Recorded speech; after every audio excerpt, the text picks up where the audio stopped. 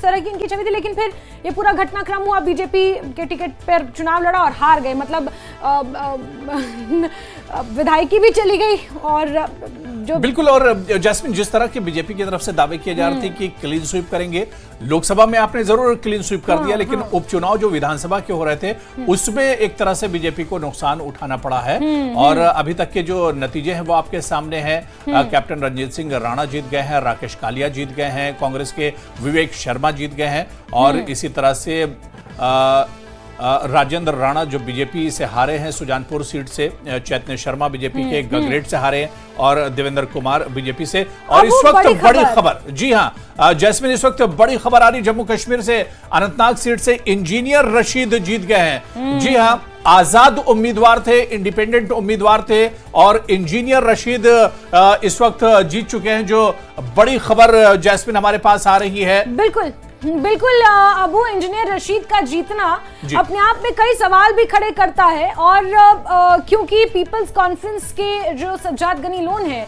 उनके फादर से बहुत करीबियां थी इंजीनियर रशीद की, तो एक तरह से कनेक्ट तो था ही, लेकिन सज्जाद गनी लोन ने एक समय पर उन्हें कड़ी टक्कर भी दी।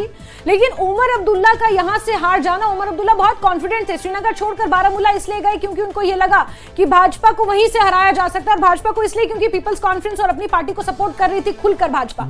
तो उमर अब्दुल्ला इसी मंशा के साथ नॉर्थ कश्मीर गए, सेंट्रल कश्मीर छोड़कर। लेकिन इंजीनियर रशीद ने लास्ट के 1-1.25 महीने में जो खींचा है काम, जो उनकी पब्लिक रैलियों में जो हमें देखा है अबू, वो चीज कमाल कर गई। उनके बच्चों ने, खुद वो जेल में हैं, कई मुकदमे उनके ऊपर दर्ज हैं, और उसके बाद उनके बच्चों ने जो खींचा उनका जिस तरह से कैंपेनिंग और लोगों के बीच जाना। बिल्कुल, जैसे इंजीनियर रशीद को एक तरह से इस लड़ाई में कहीं देखा नहीं जा रहा था। खुद वो जेल में थे, उनके जो बेटे हैं वो एक तरह से पूरा कैंपेन चला रहे थे। उमर अब्दुल्ला और सज्जाद गनी लोन के बीच में पूरी लड़ाई मानी जा रही थी। लेकिन जब से पूरा कैंपेन की बागडोर जो इंजीनियर रशीद के बेटों ने संभाली, और उसके बाद जो उन्हें वहां पर लोगों का सपोर्ट एक तरह से जो मिलता दिखा, और कई बार जो हमारे सहयोगियों ने, हमारे जो संवाददाता था, उन्होंने रिपोर्ट भेजी, उन्होंने दिखाया कि इंजीनियर रशीद को किस तरह से सपोर्ट मिल रहा है। और आज यही वजह जैस्मिन, आप देखिए कि छोटा मोटा नहीं,